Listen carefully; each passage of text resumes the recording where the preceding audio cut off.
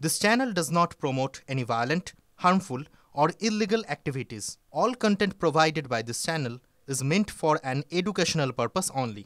এরকম এই বারবার সেই আবার ইলেকশন যেই 26-এ আছে আবার সেই ইডি সব জায়গায় আপনার ঘনিষ্ঠদের বাড়ি, আপনার সল্ট লেকের অফিস, আপনার চার্টার্ড অ্যাকাউন্টের বাড়ি, এটা কি হচ্ছে দাদা? এখন এটা তো আমি বলতে পারবো না। তার কারণ হচ্ছে ওরা প্রত্যেকবারই এটা করে।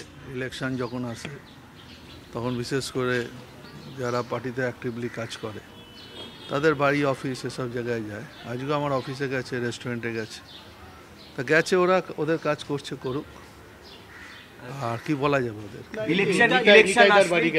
হ্যাঁ, নিতাইয়ের বাড়িতে গেছে। কেন, মানে আপনার অ্যাসোসিয়েটরাই বারবার এরকম ভাবে টার্গেট হচ্ছে কেন? সেটা ওরা বলতে পারবে, এই বলার উত্তর আমি কি করব। যেটা জানা যাচ্ছে যে সাউথ দমদম পৌরসভায় রিক্রুটমেন্টে যে অভিযোগ উঠেছে সেই নিয়ে, মানে রিক্রুটমেন্ট দুর্নীতি যে অভিযোগ উঠেছে সেই নিয়েই রেট। সে নিয়ে তো এর আগেও রেট হয়েছে, আমাদের বাড়িতেও তো এসছে, নিতাইয়ের বাড়িতেও গেছে, কিছু তো পাইনি ওরা। তারপরে আবার ইডি আসছে। এটা মনে হয়তো এটা টার্গেট করছে এই জায়গাটা, বিশেষ করে এই জায়গায় ওদের লোকজন কিছু নেই, আর রাজনৈতিকভাবে এটা আক্রমণ হচ্ছে।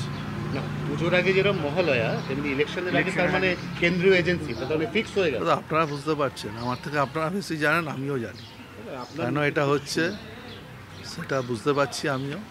ঠিক আছে, ওদের কাজ ওরা করুক, মানে দুর্নীতিটা, ওদের কাজ ওরা করুক, আমাদের কাজ আমরা করব। দুর্নীতিটা যখন হয়েছিল তখন অভিযোগ আপনি ভাইস চেয়ারম্যান ছিলেন। ছাড়ুন না, সে তো দুর্নীতি অনেক কিছু বলেছে, প্রমাণ থাকতে হবে তো। আমি আপনার নামে বলে দিলাম দুর্নীতি করেছে, আর এখানকার মানুষ জানে সব থেকে বেশি, আমার সার্টিফিকেট এখানকার মানুষ।